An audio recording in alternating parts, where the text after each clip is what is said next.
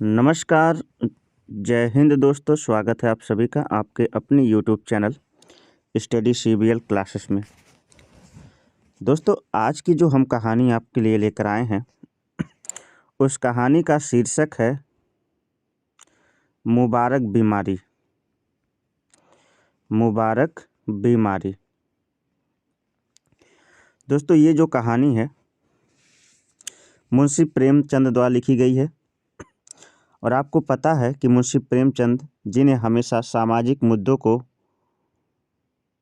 हमेशा धार दी है, और साथ ही साथ ये जो कहानी है मुबारक बीमारी दो पीढ़ियों के सोच के बीच के अंतर को जाहिर करती है।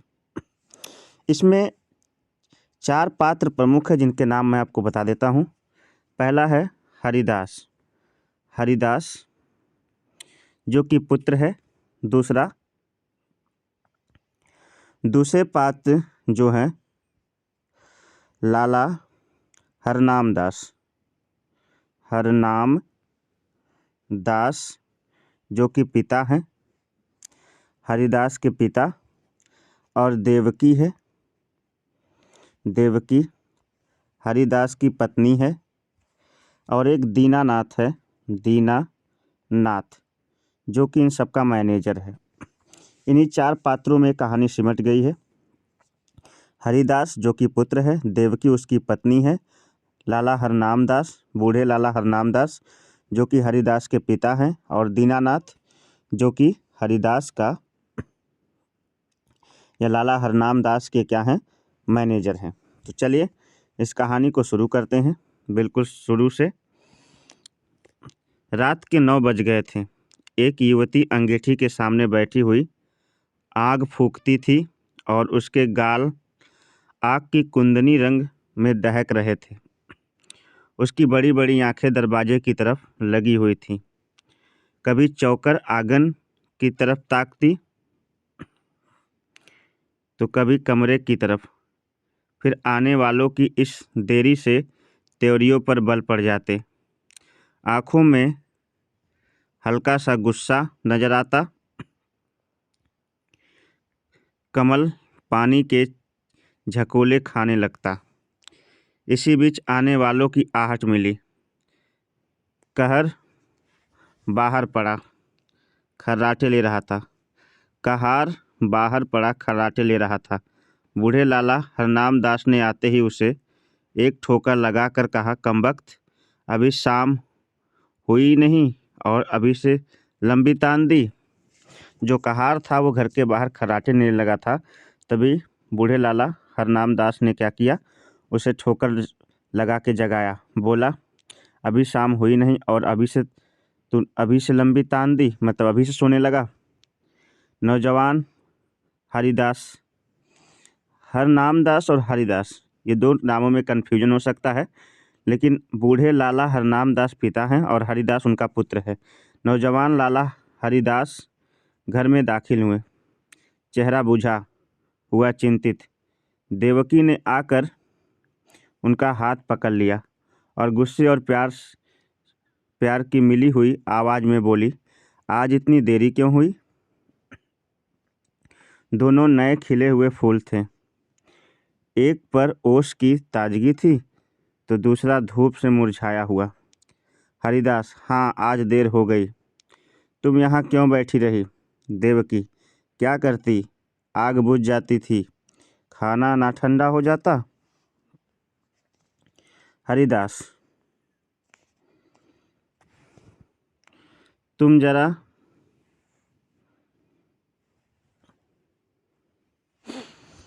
हरिदास, तुम जरा से काम के लिए इतनी आग के सामने ना बैठा करो। बाज आया गरम खाने से। देवकी, अच्छा, कपड़े उतारो, आज इतनी देर क्यों हो गई? हरिदास, क्या बताऊं, पिताजी ने ऐसा नाक में दम कर दिया है कि कुछ कहते नहीं बनता। इस रोज रोज की झंझट से तो यही अच्छा है कि मैं कहीं और नौकरी कर लूं। लाला हरनाम दास एक आटे की चक्की के मालिक थे। उनकी जवानी के दिनों में आसपास दूसरी चक्की ना थी। उन्होंने खूब धन कमाया, मगर अब हालात ऐसे न थे। चक्कियाँ कीड़े मकोड़ों की तरह पैदा हो गई थीं। नई मशीनों और इजादों के साथ उसके काम करने वाले भी जोशीले नौजवान थे, मुस्तैदी से काम करते थे। इसलिए हरनाम दास का कारखाना रोज गिरता जाता था। बूढ़े आदमियों को नई चीज़ों से चिढ़ हो जाती है। वह लाला हरनाम दास को भी थी। वह अपनी पुरानी मशीन को ही चलाते थे। किसी किस्म की तरक्की या सुधार को पाप समझते थे, मगर अपनी इस मंदी को कोसा करते थे। हरिदास ने उनकी मर्जी के खिलाफ कॉलेजिएट शिक्षा प्राप्त की थी। उसका इरादा था कि अपने पिता के कारखाने को नए वसूलों पर चलाकर आगे बढ़ाए। लेकिन जब उसने परिवर्तन या सुधार का जिक्र करता था तो लाला साहब जामे से बाहर हो जाते और कहते, कॉलेज में पढ़ने से, और गर्व से कहते, कॉलेज में पढ़ने से तजुर्बा नहीं आता। तुम अभी बच्चे हो। इस काम में मेरे बाल सफ़ेद हो गए हैं। तुम मुझे सलाह मत दो। जिस तरह मैं कहता हूँ काम किए जाओ। कई बार ऐसे मौके आ चुके थे कि बहुत ही छोटे मसलों में अपने पिता की मर्जी के खिलाफ काम करने के जुर्म में हरिदास को सख्त फटकारें पड़ी थी। इसी वजह से अब वह इस काम में कुछ उदासीन हो गए थे और किसी दूसरे कारखाने में किस्मत आजमाना चाहते थे, जहां उसे अपने विचारों को अमली सूरत देने की ज़्यादा सहूलतें हासिल हो। देवकी ने सहानुभूतिपूर्वक कहा, तुम इस फिक्र में क्यों जान खपाते हो? जैसे वह कहें वैसे ही करो। भला दूसरी जगह नौकरी कर लोगे तो वह क्या कहेंगे? और चाहे वे गुस्से के मारे कुछ ना बोले, लेकिन दुनिया तो तुम्ही को बुरा कहेगी। देवकी नई शिक्षा के आभूषण से वंचित थी। उसने स्वार्थ का पाठ ना पढ़ा था, मगर उसका पति अपने अल्मा मेटर का प्रतिष्ठित सदस्य था। उसे अपनी योग्यता पर पूरा भरोसा था। उस पर नाम कमाने का जोश इसलिए वह बूढ़े पिताजी के पुराने ढर्रों को देखकर धीरज खो देता था। अगर अपनी योग्यताओं का लाभप्रद उपयोग की कोशिश के लिए दुनिया उसे बुरा कहे तो उसकी परवाह ना थी। मतलब कोई परवाह नहीं करता था, परवाह ना थी। इसलिए झुझला कर बोला, कुछ मैं अमृत की घड़ियाँ पीकर तो नहीं आया हूँ कि सारी उम्र उनके मरने का इंतज़ार करूँ। मूर्खों की अनुचित टीका टिप्पणियों के डर से क्या मैं अपनी उम्र बर्बाद कर दूँ? मैं अपने कुछ हम उम्रों को जानता हूँ जो हरगिज मेरी जैसी योग्यता नहीं रखते थे, लेकिन वह मोटर पर हवा खाने निकलते हैं। मतलब वह 4 पहियों गाड़ी मोटरों में घूमते हैं, बंगलों में रहते हैं और शान से ज़िंदगी बसर करते हैं। तो मैं क्यों हाथ पर हाथ रखे ज़िंदगी भर को अमर समझे बैठा रहूं? संतोष और निष्प्रियता का युग बीत गया। वह संघर्ष का युग है। यह मैं जानता हूँ कि पिताजी का आदर करना मेरा धर्म है, मगर सिद्धांतों के मामले में मैं उनसे क्या, किसी से भी नहीं दब सकता। इसी बीच कहार ने आकर कहा, लाला जी थाली मांगते हैं। लाला हरनाम दास हिंदू रस्म रिवाज के बड़े पाबंद थे, मगर बुढ़ापे के कारण चौक के चक्कर से मुक्ति पा चुके थे। पहले कुछ दिनों तक जाड़ों में रात को पूरियां ना हजम होती, इसलिए चपातियां ही अपनी बैठक में मंगा लिया करते थे। मजबूरी ने वह काम कराया था जो हुज्जत और दलील में काबू से बाहर था। हरिदास के लिए भी देवकी ने खाना निकाला। पहले तो वह हजरत बहुत दुखी नजर आते थे, लेकिन बघार की खुशबू ने खाने के लिए चाव पैदा कर दिया था। अक्सर हम अपनी आँख और नाक से हाजमे का स्वाद लिया करते हैं। लाला हरनाम दास रात को भले चंगे सोए, लेकिन अपने बेटे की गुस्ताखियाँ और अपने कारोबार की सुस्ती और मंदी उनकी आत्मा के लिए भयानक कष्ट का कारण हो गई, और वह चाहे इसी उद्विग्नता का असर हो, चाहे बुढ़ापे का, सुबह होने से पहले उन पर लकवे का दौरा हो गया। जबान बंद हो गई और चेहरा ऐंठ गया। हरिदास डॉक्टर के पास दौड़ा। डॉक्टर आए, मरीज को देखा, बोले, डरने की कोई बात नहीं है, सेहत होगी, मगर 3 महीने से कम ना लगेंगे। चिंताओं के कारण यह हमला हुआ है, इसलिए कोशिश करनी चाहिए कि वह आराम से सोएं, परेशान ना हो, और और जबान खुल जाने पर भी जहाँ तक मुमकिन हो बोलने से बचें। बेचारी देवकी बैठी रो रही थी। हरिदास ने आकर उसको सांत्वना दी और फिर डॉक्टर के यहाँ से दवा लाकर दी। थोड़ी देर में मरीज को होश आया। इधर उधर कुछ खोजती हुई निगाहों से देखा, जैसे कुछ कहना चाहते हों, और इस इशारे को लिखने के लिए कागज़ मांगा। हरिदास ने कागज़ और पेंसिल लाकर रख दी तो बूढ़े लाला साहब ने हाथों को खूब संभाल कर लिखा, इंतजाम दीनानाथ के हाथ में रहे। दीनानाथ जो कि उनका मैनेजर था, मतलब पूरे कारखाने की बागडोर दीनानाथ के हाथ में रहे। ये सब हरिदास के हृदय में तीर की तरह लगे। अफसोस, अब भी मुझ पर भरोसा नहीं, यानी कि दीनानाथ मेरा मालिक होगा। ये कौन कहा? हरिदास ने। और मैं उनका गुलाम बनकर रहूँगा। यह नहीं हो सकता।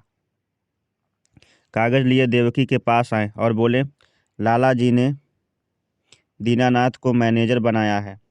उन्हें मुझ पर इतना भी एतबार नहीं है, लेकिन मैं इस मौके को हाथ से ना जाने दूंगा।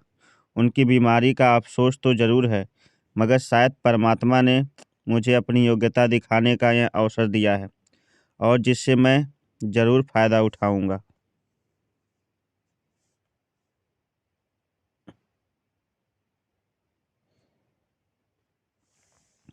कारखाने के कर्मचारियों ने इस दुर्घटना के बारे में सुना तो बहुत घबराए। उनमें कई निकम्मे बेमशर्रफ आदमी भरे हुए थे, जो सिर्फ खुशामद और चिकनी चुपड़ी बातों की रोटी खाते थे। मिस्त्री ने कई दूसरे कारखानों में मरम्मत का काम उठा लिया था। रोज़ किसी न किसी बहाने खिसक जाता था। फायरमैन और मशीन मैन दिन को झूठ मूठ की चक्की की सफाई करते और रात के काम करके ओवर टाइम की मजदूरी लिया करते थे।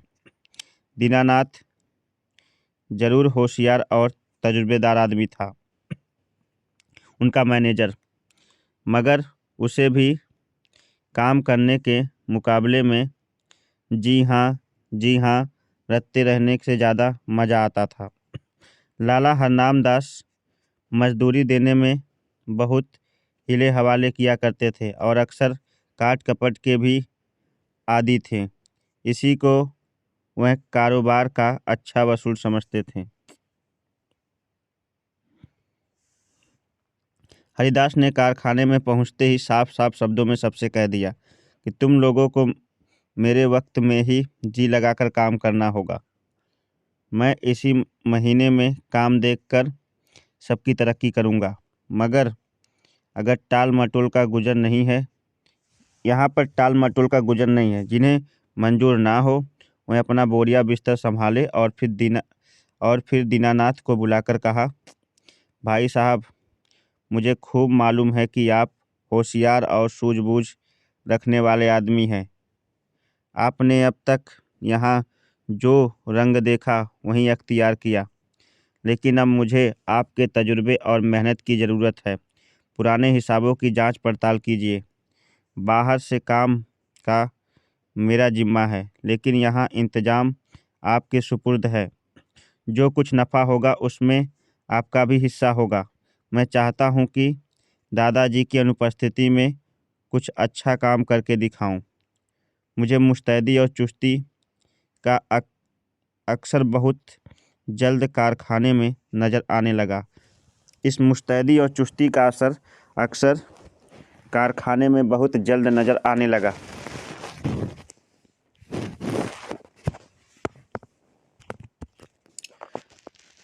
आगे क्या हुआ?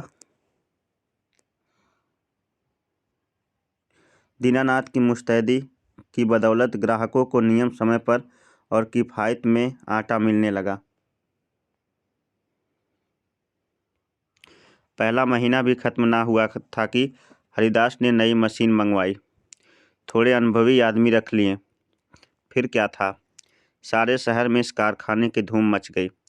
हरिदास ग्राहकों से इतनी अच्छी तरह से पेश आता कि जो एक बार इससे मुआमला करता हमेशा के लिए इसका खरीदार बन जाता। कर्मचारियों के साथ उसका सिद्धांत था, काम सख्त और मजदूरी ठीक। उसके ऊंचे व्यक्तित्व का भी स्पष्ट प्रभाव दिखाई पड़ा।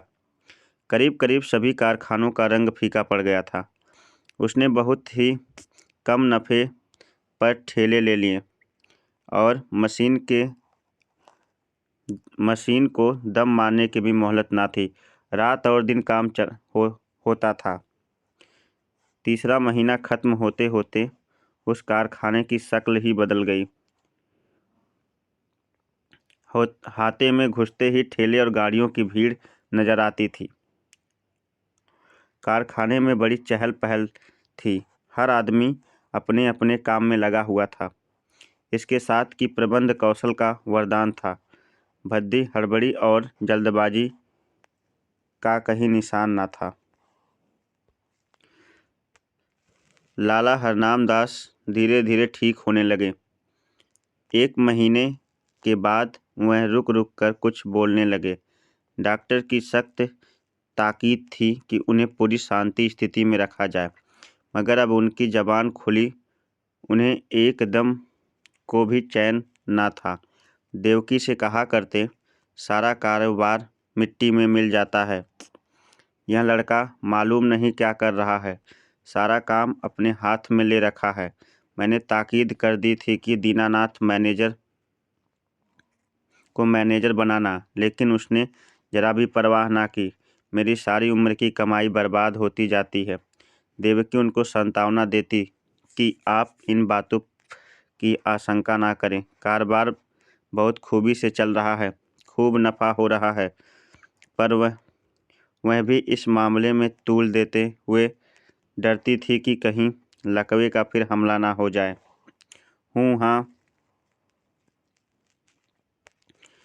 हाँ कहकर टालना चाहती थी। हरिदास ज्यों ही घर में आता, लाला जी उस पर सवालों की बौछार कर देते। जब वह टाल कर कोई दूसरा जिक्र छेड़ देता तो बिगड़ जाते। कहते, जालिम, तू जीते जी मेरे गले पर छुरी फेर रहा है, मेरी पूंजी उड़ा रहा है। तुझे क्या मालूम कि मैंने एक एक कौड़ी किस मुशक्क़त से जमा किया है। तूने दिल में ठान ली है कि इस बुढ़ापे में मुझे गली गली ठोकर खिलाए, मुझे कौड़ी कौड़ी का मोहताज बनाए। हरिदास पर फटकार का कोई प्रभाव नहीं पड़ता। मैं फटकार का कोई जवाब ना देता, क्योंकि बात से बात बढ़ती है। उसकी चुप्पी से लाला को यकीन हो जाता कि कारखाना तबाह हो गया। एक रोज देवकी ने हरिदास से कहा, अभी कितने दिन और बातों को लाला जी से छिपाओगे? हरिदास ने जवाब दिया, मैं तो चाहता हूँ कि नई मशीन का रुपया अदा हो जाए, तुम्हें ले जाकर सब कुछ दिखा दूँ। तब तक डॉक्टर साहब की हिदायत के अनुसार 3 महीने भी पूरे हो जाएंगे। देवकी, लेकिन इस छिपाने से क्या फ़ायदा, जब वे आठों पहर इसी की रट लगाए रहते हैं। इसे तो चिंता और बढ़ती है, कम नहीं होती। उससे तो यही अच्छा है कि उनसे सब कुछ कह दिया जाए। हरिदास, मेरे कहने का तो उन्हें यकीन हो चुका। हरिदास ने कहा, मैं कहूँगा तो मानेंगे नहीं। हाँ। देवकी, अच्छा हो कल दीनानाथ को यहाँ भेज। दीनानाथ कहे तो शायद मान जाए, मैनेजर कहे तो शायद मान जाए। कल दीनानाथ को यहाँ भेज दें। देवकी, अच्छा तो कल दीनानाथ को यहाँ भेज दो। लाला जी उसे देखते ही खुद बुला लेंगे। उन्हें इस रोज रोज की डांट फटकार से तो छुट्टी मिल जाएगी। हरिदास, अब मुझे इन फटकारों का जरा भी दुख नहीं होता। मेरी मेहनत और योग्यता का नतीजा आंखों के सामने मौजूद है। जब मैंने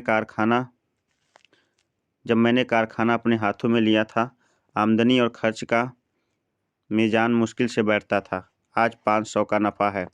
तीसरा महीना ख़त्म होने वाला है और मशीन की आधी कीमत भी अदा हो चुकी है, जो नई मशीन आई है। शायद अगले महीने या 2 महीने में पूरी कीमत अदा हो जाएगी। उस वक्त से कारखाने का खर्च तिगुने से भी ज़्यादा है, लेकिन आमदनी 5 गुनी हो गई है।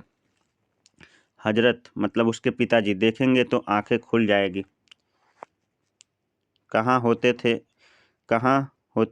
कहाँ हाथे में उल्लू बोलते थे, मतलब कहाँ हाथे में कोई नहीं आता था। एक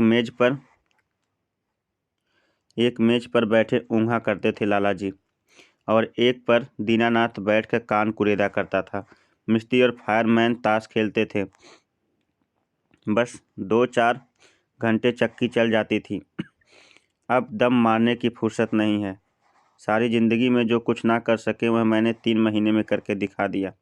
इसी तजुर्बे और कार्रवाई पर आपको इतना घमंड था?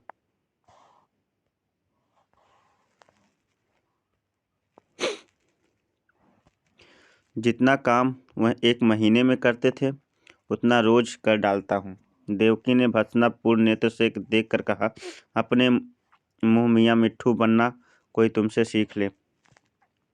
जिस तरह माँ अपने बेटे को हमेशा दुबला समझती है, उसी तरह बाप बेटे को हमेशा नादान समझता है। यह उनकी ममता है, बुरा मानने की क्या बात है।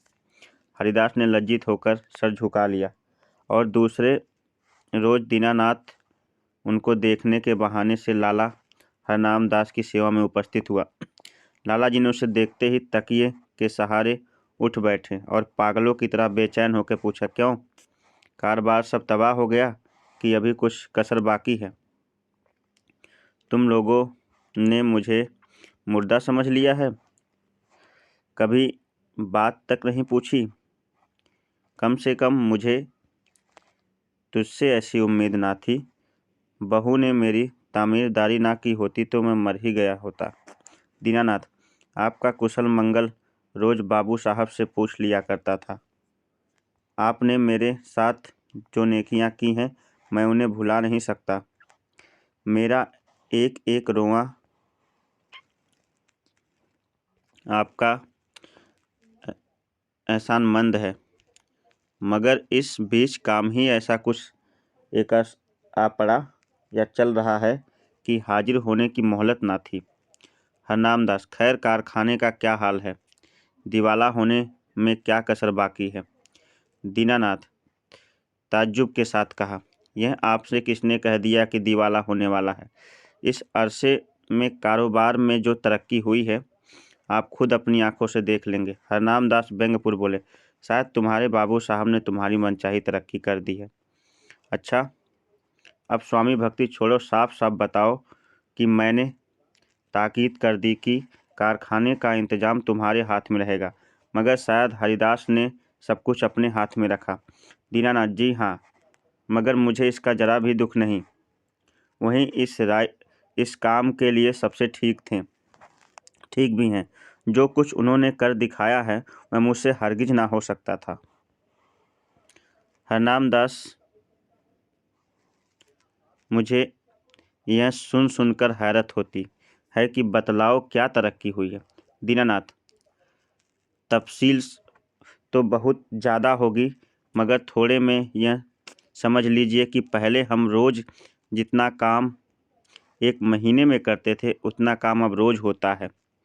नई मशीन आई थी, उसकी आधी कीमत अदा हो चुकी है। वह अक्सर रात को भी चलती है। ठाकुर कंपनी का 5,000 मन आटे का ठेका लिया था, वह अब पूरा होने वाला है। जगत राम बनवारी लाल और कमर्शिएट का ठेका लिया है। उन्होंने हमको 500 बोरे महावर का बयान दिया है। इसी तरह फुटकर काम कई गुना बढ़ गया है। आमदनी के खर्च भी बढ़े हैं। कई आदमी नए रख लिए गए हैं और मुलाजिमों को मजदूरी के साथ साथ कमीशन भी मिलता है, मगर खालिश नफ़ा पहले से मुकाबले चौगुने के करीब है। हरनाम दास बड़े ध्यान से यह बात सुनी। वह गौर से दीनानाथ के चेहरे की तरफ देख रहे थे। शायद उसके दिल में बैठकर सच्चाई तक पहुंचना चाहते थे। संदेहपूर्ण स्वर में बोले, दीनानाथ, तुम कभी झूठ नहीं बोलते थे, लेकिन मुझे इन बातों पर यकीन नहीं आता। तुम कभी झूठ नहीं बोलते थे, लेकिन आज मुझे तुम्हारी इन बातों पर यकीन नहीं हो रहा है।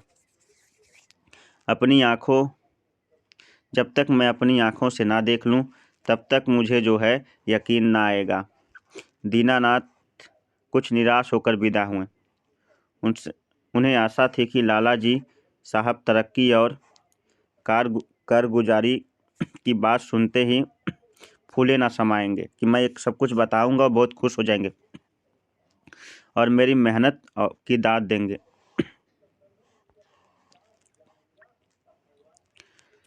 उस बेचारे को ना मालूम था कि कुछ दिलों में संदेह की जड़ इतनी मजबूत होती है कि सबूत और दलील के हमले उस पर कुछ असर नहीं कर सकते। यहाँ तक कि अपनी आँख से देखने को भी धोखा और तिलस्म समझता है। दीनानाथ के चले जाने के बाद लाला हरनाम दास कुछ देर तक गहरे विचार में डूबे रहे। फिर एकाएक कहार से बग्घी मंगवाई और लाठी के सहारे बग्घी पर आ बैठे और उसे अपने चक्की घर चलने का हुक्म दिया। दोपहर का वक्त था। कारखाने के मजदूर खाना खाने के लिए गोल गोल भागे चले आते थे, मगर हरिदास कारखाने में काम जारी था। बग्घी हाथे में दाखिल हुई। दोनों तरफ फूलों की कतारें नजर आई। मालिक क्यारियों में पानी दे रहा था। ठेले और गाड़ियों के मारे बग्घी को निकलने की जगह ना थी, इतने ठेले गज गए थे। जिधर निगाह जाती सफाई और हरियाली नजर आती थी। हरिदास अपने मुहर्रिम को कुछ खतों का मसौदा लिख रहा था, मतलब कुछ हिसाब किताब कर रहा था। हरिदास बूढ़े लाला जी की लाठी टेकते हुए कारखाने में दाखिल हुए। हरिदास फौरन उठ खड़ा हुआ और उन्हें हाथों का सहारा देते हुए बोला, आपने कहला क्यों नहीं भेजा कि मैं आना चाहता हूँ। पालकी मंगवा देता, आपको बहुत तकलीफ हुई। यह कहकर उसने आराम कुर्सी बैठने के लिए खिसका दी। कारखाने में कर्मचारी दौड़े आए और उनके चारों तरफ एकदम अदब से खड़े हो गए। हरनाम दास कुर्सी पर बैठ गए और बोरों के छत चूमने वाले ढेर पर नज़र दौड़ाकर बोले, मालूम होता है दीनानाथ सच कह रहा था। मुझे यहाँ कई नई सूरतें नज़र आती हैं। भला कितना काम रोज होता है? भला कितना काम रोज होता है? हरिदास, आजकल काम ज़्यादा आ गया था, इसलिए कोई 500 मन रोजाना तैयार हो जाता था, लेकिन औसत 250 मन का रहेगा। मुझे नई मशीन की कीमत अदा करनी, इसलिए अक्सर रात को भी काम होता है। हरनाम दास, कुछ कर्ज लेना पड़ा? हरिदास, एक कौड़ी नहीं, सिर्फ मशीन की आधी कीमत बाकी है। हरनाम दास के चेहरे पर इत्मीनान का रंग नजर आया। संदेह ने वह विश्वास की जगह दी। प्यार भरी आंखों से लड़के की तरफ देखा और कौड़ा स्वर में बोले, बेटा, मैंने तुम्हारे ऊपर बड़ा जुल्म किया है, मुझे माफ़ करो। मुझे आदमियों की पहचान पर बड़ा घमंड था, लेकिन मुझे बहुत धोखा हुआ। मुझे अब से बहुत पहले ही इस काम से हाथ खींच लेना चाहिए था, अर्थात ये काम तुम्हारे ऊपर सौंप देना चाहिए था। मैंने तुम्हें बहुत नुकसान पहुंचाया। यह बीमारी बड़ी मुबारक है जिसने तुम्हारी परख का मौका दिया, तुम्हें लियाकत दिलाने का। काश यह हमला 5 साल पहले हुआ, इस लकवे का हमला 5 साल पहले हुआ होता। ईश्वर तुम्हें खुश रखे और हमेशा उन्नति दे। तुम्हारे बूढ़े बाप का यही आशीर्वाद है। प्रेम बत्तीसी से मुंशी प्रेमचंद। उम्मीद करता हूँ कि आज की जो ये कहानी रही, मुबारक बीमारी, आपको बहुत ज़्यादा पसंद आई होगी। यदि ये जो मुबारक बीमारी कहानी है, यदि ये आपको पसंद आई है और चैनल पर नए हैं तो वीडियो को तुरंत लाइक कर लें, चैनल को सब्सक्राइब कर लें और अपने दोस्तों तक इसे ज़्यादा से ज़्यादा शेयर करें। मिलते हैं एक नई वीडियो के साथ, तब तक के लिए नमस्कार, बाय बाय, जय हिंद।